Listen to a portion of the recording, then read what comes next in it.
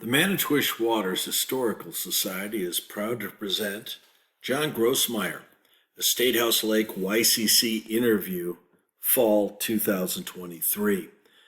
John Grossmeier came to camp in the summer of 1965 while the YCC campers were still living in tents. He was excited to be living in a camp in Vilas County because his family camped there every summer. His story tells us how learning, discipline, and the value of working hard guided him through college and life. As you can see, the tents at the YCC camp were rather rugged, but later were replaced by wooden structures also built by YCC campers.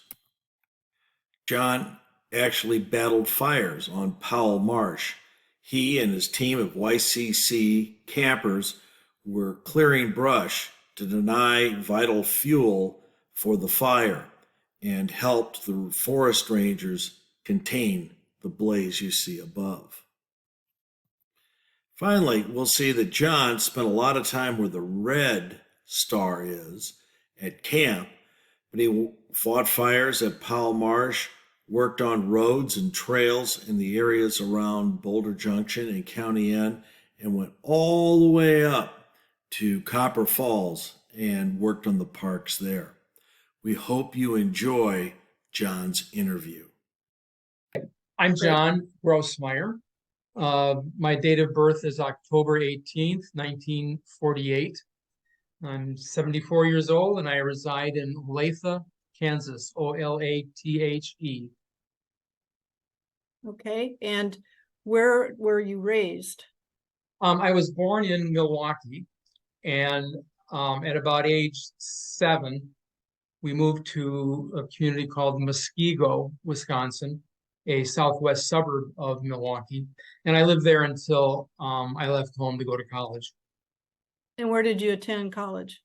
I did my undergraduate work at the University of Wisconsin-Eau Claire, and I did my graduate work at Washington University in St. Louis. Okay, and what career did you path did you take? Well, different than what I ever anticipated. As most of us tend to, I obtained my master's degree in healthcare administration, and I worked in hospitals for my career in Eau Claire at first, then Manitowoc, and then I went to Texas. Please forgive me. I went to Texas for 8 years, then moved back about as far north as I really wanted to. I went to Missouri and spent the last 20 years of my career in Missouri. I retired 10 years ago. We now live in just outside Kansas City. Okay, well, tell me about how you found out about the YCC camp and why you decided to go. Kate, it's an interesting question. I'm having difficulty remembering how I became aware of it. It was 58 years ago, so it's a while ago. I found out probably during the spring of '65 that I had been selected to attend the YCC camp at Statehouse Lake. I don't recall how I was identified for that, whether I may have completed an application, probably did, because I had a real interest in the outdoors. I was a hunter and a fisherman and a camper, and my family and I had spent most of our summer vacations camping in Vilas County as I was growing up. So it just felt, I think that's what happened. I think it was just kind of an evolution. I don't know how I was recommended, but I'm awfully glad I was. Okay, well, put your mind back there, and how did you get to camp? Well, I got to camp by my parents delivering me to Statehouse Lake, and I can recall being dropped off there. They went off to enjoy a week of camping, and they left me at Statehouse Lake, where we were warmly greeted by Mr. B and the camp staff. and the intake process began. I was assigned a tent. I don't remember which one, but I know I was assigned a tent, and we stayed in wall tents at that time. I believe they were white canvas roofs with screen walls. No sides, no solid walls, just open screen. We had bunks, and I believe there were 9 or 10 other campers in the tent with me, along with a staff member, counselor. I'm not sure what the Mhm. proper title was, but we were assigned that tent. So I unpacked into my foot locker and proceeded to go through the intake process. Okay. So, do you remember anything about your tent mates or your counselor? I remember one of my tent mates, and I don't recall his name. I think he was from New Richmond, because he and I got into some unsanctioned activity one evening that I remember quite well. Well, tell us about that unsanctioned activity. Okay. Well, as you know, about a quarter of a mile north of the Statehouse Lake YCC camp is now a refuse transfer station. Back in 1965, that was an open dump, and bears would come to the dump in the evening, black bear, and I was aware of that because my father took me there one evening when we were camping in Vilas County to watch the bears come in. And we stayed in our car, of course, because that was the appropriate thing to do. And I mentioned this to my tent mate, and we thought, wouldn't it be great if we just kind of went over there and see if we could see some of the bears? So we walked through the woods, found the dump, climbed up in some trees. We were 10 or 15 feet off the ground, and we were waiting for it to get dusky. And we heard some noise in the underbrush, and right about that same time, we noticed that on the tree bark were some long parallel marks, and we weren't quite sure and it dawned on us that those were bear claw marks. Bears climb trees, so we scrambled out of the tree as fast as we could and ran back to camp and didn't tell anybody. You're the first person I've told that story to, other than immediate family. But we didn't dare tell anybody at the camp, because we knew that wouldn't have been an appropriate activity to be involved in. Didn't see any bear. Bear didn't see us. That's the important part. Yeah, that is good. Did anybody else from your school go to the YCC camp? Not that I know of. Okay. Certainly not that summer. There may have been some subsequent to that, but not that summer. So what was life like at the YCC camp socially? What are some social things you remember? What was very interesting, I had been accustomed to camping. I had been in the Boy Scouts, Cub Scouts and Boy Scouts since age 8, and I was accustomed to camping. And I went to Boy Scouts summer camp every summer for a week, and this was quite different. This was quite different because we were with people that we didn't know, in an environment that we didn't control, and it had a sense of structure to it that was comforting and limiting at the same time. Our tent mates, we got to know each other fairly well. I know that we engaged in activities together, whether it be swimming or playing baseball. I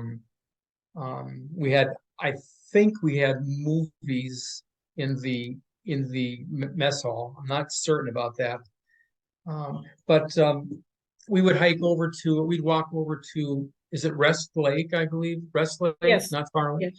And Rest watch some beautiful young ladies water skiing in the evening. And it was really quite a treat to watch. I think I know one of those water skiers. Yeah, well, I think I am one of those girls. I don't know about beautiful, but I was one of those girls at that time. I'm assuming it was you were all very impressive with the work with the show that you put on. Very much enjoyed. Yeah. Thank you. it was really enjoyable. I mean, the schedule was very structured. Mm-hmm. We would we would we would get up in the morning and we'd have, I don't know, about a half an hour to get ready for breakfast. I think we'd have to make our bunk and clean up the tent, police the area. I remember very clearly that there was a stone outlined area outside our tent, kind of a walkway with pea gravel in it. And we had to rake that gravel every morning so that the rake marks form beautiful parallel lines perpendicular to the front of the tent because they had to be perpendicular. It was almost somewhat military in its structure. But Yeah. we'd go to breakfast. The food was always great. Food was always great for active young boys. We thought it was great. And then shortly after breakfast, we would get on trucks, get in the back of trucks or on the buses and go off to our day's work. Well, tell me about some of the jobs you did in the field and what you felt about accomplishing those jobs. It was really quite interesting. We had different assignments every week. At least every week, we'd do something different. We were all teenagers. We weren't permitted to use power tools, of course. So I remember us using brush axes and saws and maybe axes, I'm not certain, shovels and other hand tools to do things like clear brush. Work that today would be done by a brush hog and maybe a bulldozer, but we'd be out. I remember working on a right-of-way for a relocation of Highway N. Highway N at that time in 1965 ran between Big Muskellunge Lake and Crystal Lake. And I know that because we camped at both those lakes and I was familiar with the area. But I think that's a county highway. Vilas County made the decision to move the highway south of Crystal Lake. So the trees have been cleared for that route, but we went in and spent the week clearing brush and stacking. It was hard work, stacking up small branches, large branches into piles, I assume for burning or hauling away. And that was one of the, and then we also cleared a pathway into what would be the Crystal Lake campground entrance. The only reason I'm fairly certain about that is, again, because I've been back to that area since, and I've driven on those roads, and it's come back to me that I was there. I was clearing that area. Some of the other work we did, as I recall, us spending a few days, if not a week, working in Paul Marsh area. Again, we were clearing. We also had an opportunity while we were at Paul Marsh to be involved in this is going to sound dramatic, but fighting a fire. I mean, there was a fire that we helped contain by clearing brush, and we all felt pretty exhilarated after that because we felt we were real conservationists. We were out there doing ranger work. I'm not sure. So how did you fight the fire? Well, but just by clearing, we didn't get very close to the flames. We cleared the fire breaks and we could see the flames, but we weren't up throwing dirt on it. I don't recall it being that close, but we certainly saw it. We certainly did. And while we were at Powell, I know that we had a tour of the cranberry bogs, which weren't flooded at that time because it was summer, but we saw the cranberry farms there, the cranberry areas, and I think we were also exposed at one point to something with the fisheries, and I'm not sure. That's all I remember. But probably you asked about what kind of work we did. Our tent was also assigned a job of manning a fire tower, and we were taken out to a fire tower. And as we got there, we were informed that the fire risk was minimal, so there was no reason to put anybody in the tower. We climbed the tower to look from the base of the observation area and climbed back down and went off to do something else. That may have been the same time that we were on our way to Copper Falls. I know my tent had a couple of day assignment to work on building a hiking trail back to Copper Falls. I believe it was Copper Falls. It was a really beautiful waterfall in that area. And it was hard work because it was very hilly and we were making a new trail. But the enjoyable part about it was that every noon we would break for lunch. We would have quick lunch, and then we'd find our way through the woods to the waterfall, and we'd swim in the pool beneath the waterfall. Oh, how beautiful! And, which was beautiful. I mean, you know, the water is very dark because of the is it the taconite that causes that? I'm not sure. It's a very dark water, brown, almost a brownish water. And we did some kind of foolhardy things. We would climb the rocks alongside the pool and then jump in, not being able to see what was beneath the surface. And I mean, gosh, I'd go crazy if my grandchildren did that. I mean, that was really dangerous. But for us, 16-year-olds, you know, it was what 16-year-olds live for, you know, that kind of adventure. Cool. Yeah, it was. It really was. I have to say that the work that we were engaged in was difficult work. It was physical labor, and it was a good 5-day work week. The conservation department got their value from us. I really believe that. I think we did make changes and we did make improvements. Certainly, they could have been done by mechanized equipment, but the exposure that we had to the outdoors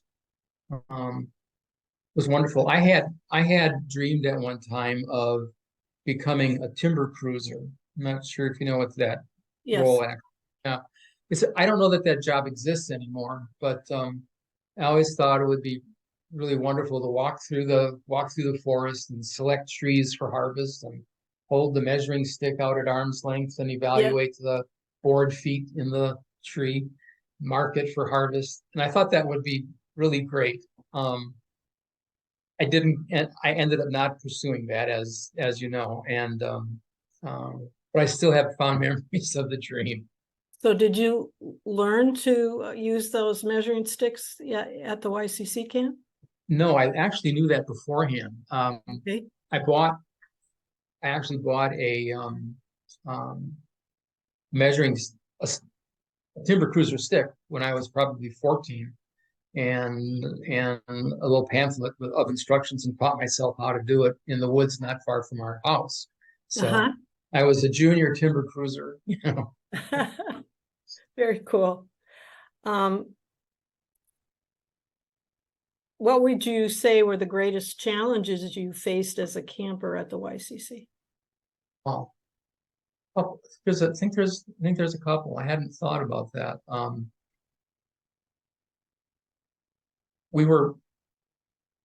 don't recall how many tents there were. There were 9 or 10. So we had 90 to 100. That's what they said in the early days, was 100 campers. 100 campers. None of whom I knew. I knew none of the staff. I knew the geography, but I knew nobody there. It was probably the largest group of totally new individuals I'd ever been placed in. So that was one immediate challenge of identity and socialization, meeting people, being able to evaluate which of my fellow campers I thought would be good campmates and who I might want to be cautious of, because there was a real big mix of people. There were some some campers were there because it was believed it would be good for their that they would benefit from the discipline and structure of the camp. And others were there because they felt it would be an excellent learning experience about the conservation world. I'm assuming and hoping I was one of the latter. I don't know what the selection process was in my case. I don't recall it very well at all. But Statehouse, I think some of the challenges there were certainly getting to know and understand the structure and why it was structured the way it was. A little bit of frustration with not being able to use power tools. We thought we all ought to be able to do that. And some of the rules seem strange. And I don't want to belabor this, but there was one particular rule about swimming that we thought was a little bit unnecessary. And that had to do with not wearing swimsuits when we went to the lake during the week. That was a camp rule. We didn't understand why. And that was kind of a challenge. The guys kind of joked about it a lot. And it generated a lot of back and forth ribbing. But I think the biggest challenge was getting to learn the structure, how to relate well with others, and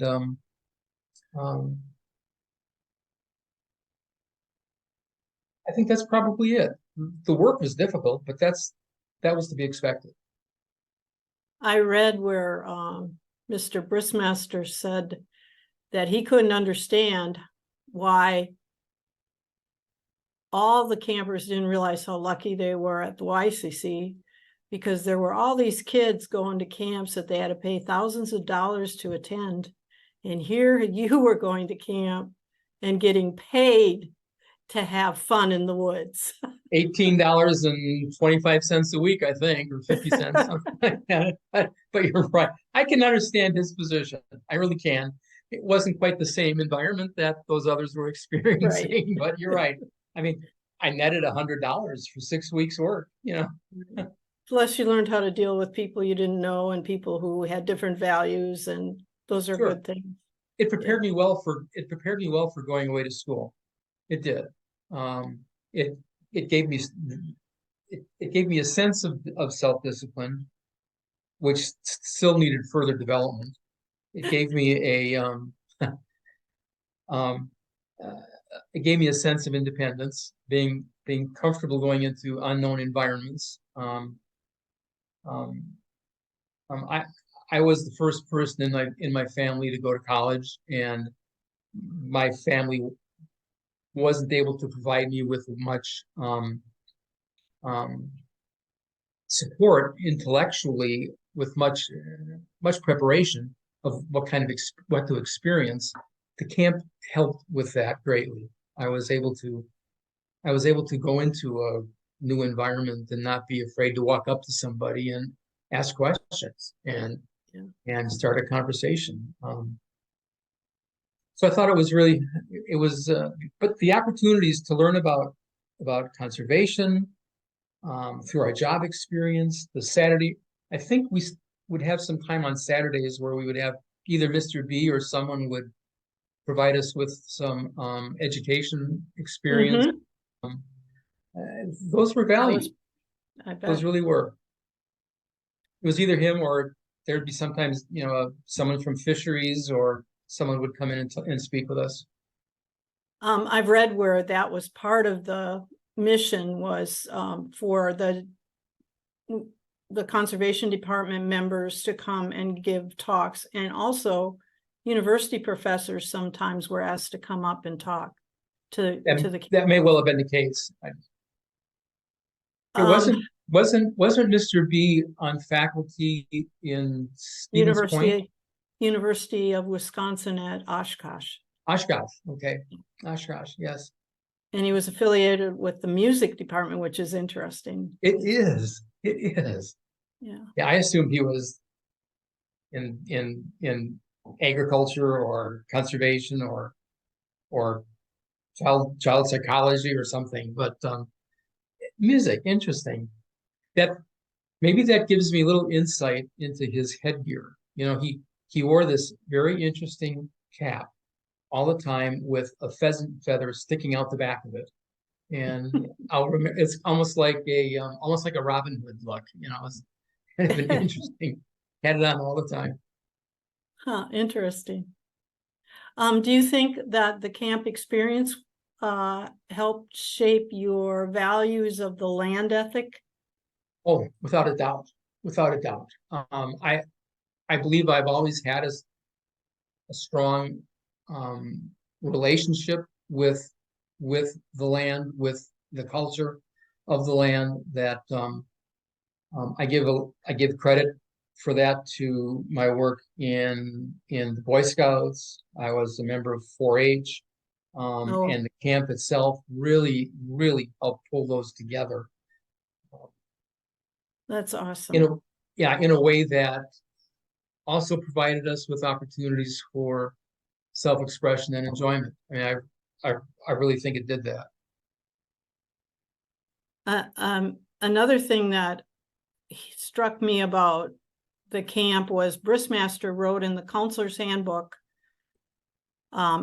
So Gaylord Nelson was behind us having those camps when he was governor of Wisconsin, but then he went on to become a U.S. Senator. And at that time, he was pushing for a national youth conservation corps. And the model for the national program was based off of what was happening at Statehouse Lake, YCC. Oh, my word. And he wrote a little intro in the counselor's guide, and he said, what you do here may very well affect thousands and thousands of young people across this nation, because if what we do here is right, we will have this opportunity across the nation. Well, so that makes it really important, doesn't it? It does. And I can tell you what happened at Statehouse Lake was done right. I think it was a beautiful model. And I'm glad it continued as long as it did. I wish it had continued longer. I really believe we could benefit from it today. I think there's wonderful opportunities for that kind of a program to help all different types of youth in finding a future, finding a future in conservation, in understanding the value of our resources, understanding why our environment is changing the way it is. I mean, we see environmental change all around us, and people have non-knowledge based opinions about what's occurring, and they're so ready to share those non-expert opinions and not listen to the experts. I mean, we can see, I'm sure you can see the change in Vilas County. Mm-hmm. I'm certain you can. I have a sister that lives on Plummer Lake. I have a brother-in-law that lives on Man Lake, not far, neither of which are far from Manitowish waters from Statehouse. And I haven't been up to visit them for a few years. They've been to visit me here, but the changes that you see occurring within our ecology, I mean, climate change is just one aspect of it. It's the effects of climate change that are as I agree. I think there's a definite place for a youth conservation corps, not only in Wisconsin, but throughout the United States. Senator our Governor Reynolds, right? No, Nelson. Why am I saying Governor Nelson and Governor and Senator Proxmire were both strong advocates. Right. Both strong advocates. And I think they were fabulous senators. I wish their voice could have been heard a little more clearly, and that we were willing to provide the funding to make that kind of a program available. Right. It would have made a difference. And it still can. It still can. I think so too. And then when it closed in '96, when the camp program closed in Wisconsin, a guy by the name of Ray Hendrickson was in charge of it for the DNR.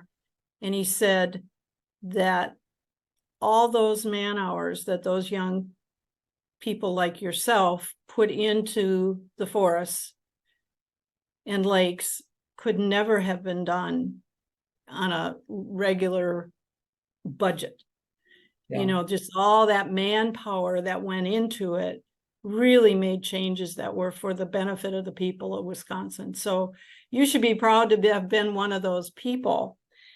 Another question I wanted to ask you, which I think is really important, is what could you say? How did that, you said it a little bit about college, but how that experience really impacted your life as you are now? Well, I think my overall memories of Statehouse Lake and how it's affected me and some of the lasting effects are memories of hard work, of structure and discipline, of being comfortable entering a new environment and meeting people that I may not have had much in common with other than a shared locus. I was a very different person after leaving my 6 weeks at Statehouse. Was it the most dominant influence in my development? Maybe not, but it certainly was a strong influence. I struggled during my first few years of college. I wasn't sure where I was going, what I wanted to do, and when I started to apply structure to my life and started making a decision that college was a full-time job, not just something you did when you were in class, but if you made it an 8 to 10 hour day, and if you weren't in class, you studied for that time period. All of a sudden, learning became easier. All of a sudden, because it was, we were doing things with structure. I mean, those parallel lines that we raked in the gravel in front of our tent stuck with me. I mean, those silly thing, but that kind of structure and discipline did reappear in my life about my third year of college, when I finally realized that there was that life was real. We needed to move on and make a difference. Now, I was fortunate in that I was able to achieve high academic performance and get scholarship support throughout my college career. Made it possible for me to succeed academically and professionally. I don't know how I was selected for Statehouse, but I'll always be grateful that I was. I mean, the memories are really strong and sincere. I mean, it's really a special place. It's a special place. Well, is there anything else you would like to add? Well, this isn't quite as serious, but one of my memories that kind of fits in here is that I recall that one Saturday or Sunday, probably a Sunday, a group of campers had the opportunity to go to Minocqua. I think Minocqua, and it was kind of an unsupervised time. It was meet back here at 5 or 6 o'clock. Mm-hmm. And we were young, and we wandered around and didn't have really much money to spend, and we weren't interested in buying trinkets or things. So a couple of us decided to go to a movie in the middle of the day, and we saw the movie Lord Jim. And it's a 1965 movie starring Peter O'Toole about his adventures in in a fictitious land, but it was just what a bunch of 16 and 17-year-old boys needed to see, an opportunity of adventure and discovery and risk-taking that we were just beginning to do. I mean, I thought the movie was kind of a great parallel to what we were living at the time. That's very cool. Really cool. That just came to me since you and I spoke a week ago. I love that. Well, Well, John, I have to tell you, there are a few memories from my high school summers that are none compared to my memories of Statehouse Lake. It was hard work. It was a different environment, but it was very rewarding. It was very rewarding, and I was sad to see it end. I really was sad to see it end. And I hope Well, that the work that you are doing, one of with your the- camper alumni stated it very eloquently about how proud he is that the North Lakeland Discovery Center is still promoting the land ethic, and now it's open to people of all ages to come and learn about the environment, which made him feel so happy that the place was still on the same mission road, so to speak. Yeah, I understand. And I'm about 10 hours away from you, and I wish I could be there tomorrow to enjoy it, to experience it. Now, is it functioning at all as an overnight camp? I mean, are people working, or they have groups come and spend the night or a couple Okay. nights. I just took some people on a tour that were in public health, rural public health people that were working under a program at the University of Wisconsin. And they came and stayed there for 4 days to have Excellent.